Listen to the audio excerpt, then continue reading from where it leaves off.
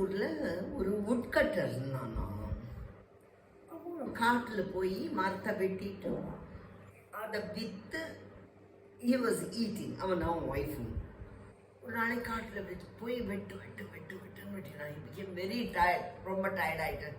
சரி கொஞ்ச நாள் படுத்துன்ட்டு வரலாம் அப்படின்ட்டு he goes. ஒரு மரத்தடியில் போய் படுத்துக்கலாம். அது ஒரு மந்திர மரம். நம்ம கதையிலலாம் வரும் இல்லையா, கல்பக விருட்சம் சொல்லிட்டு அது மாதிரி. அது அடியில் படுத்துட்டு உட்காந்து என்ன நினச்சி கேட்டாலும் அது நடக்கும். இவனுக்கு தெரியாது. இவன் போய் அங்கே படுத்துனான். எவ்வளோ கஷ்டப்பட்டு இது பண்ணியிருக்கேன், எனக்கு ரொம்ப டயர்டாக இருக்குது, ஐ விஷ் ஐ குட்.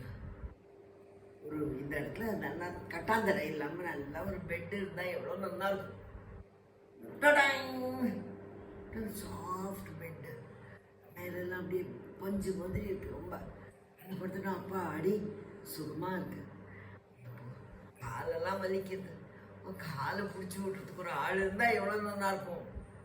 டடாங்னு ஒரு ஆள் வரலாம் வந்து அவனோட காலெல்லாம் நல்லா மசாஜ் பண்ணிவிடும். அப்பா சுகமாக இருக்கு. எல்லாம் கரெக்டு தான். சாப்பிடாம படுத்துட்டு இருக்கேன். ஒரு சாப்பாடு இருந்தால் இன்னும் எவ்வளோ நல்லா இருக்கும்.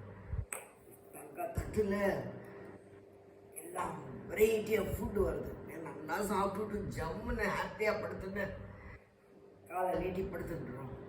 படுத்து கொஞ்சம் தூங்குறான். கொஞ்சம் தூங்கின உடனே எனக்கு காட்டில் நம்ம இந்த மாதிரி மரத்தடியில் படுத்துருக்கோம். இப்போ ஒரு புலி வந்தாலும் என்னை அடித்து தின்னாலோ உடனே ஒரு புலி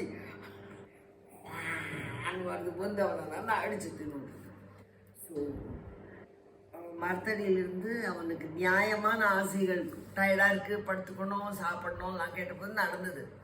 இந்த நெகட்டிவ் தாட்ஸ் வந்த உடனே அதுவும் நடந்து கொடுத்தோம். ஸோ ஒரு புலி வந்து அவன் அடிச்சிடும். ஸோ நம்மளோட தாட் எப்போவுமே பாசிட்டிவாக இருக்கணும். பாசிட்டிவாக இருந்தால் everything will happen for good. So let us all have positive thoughts. Okay?